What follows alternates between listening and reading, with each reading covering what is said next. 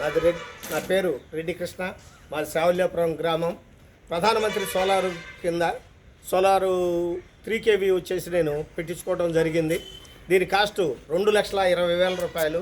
అందుకు గాను గవర్నమెంట్ నుంచి సబ్సిడీ నాకు 78,000 రూపాయలు సబ్సిడీ వచ్చింది.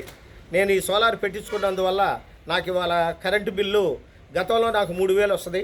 అట్టాడిది ఇప్పుడంతా 400 నుంచి 500 లోపు వస్తుంది. ఈ సోలార్ పెట్టించుకున్నందువల్ల నేను లబ్ధి పొందాను. కాబట్టి అవకాశం ఉన్నవాళ్ళు ఎవరైనా సరే సోలార్ పెట్టించుకొని లబ్ధి పొందగలరని నా విజ్ఞప్తి. అంటే లోన్ ఎలా వచ్చింది? బ్యాంకులో లోను 1,80,000 తీసుకున్నాను. నేను 40,000 రూపాయలు కట్టడం జరిగింది.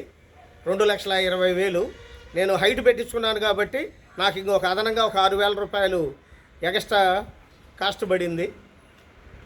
78,000 పోతే 1,40,000 చిల్లరే మనం డబ్బులు ఖర్చు పెట్టుకున్నట్టు లెక్క. ఓకే.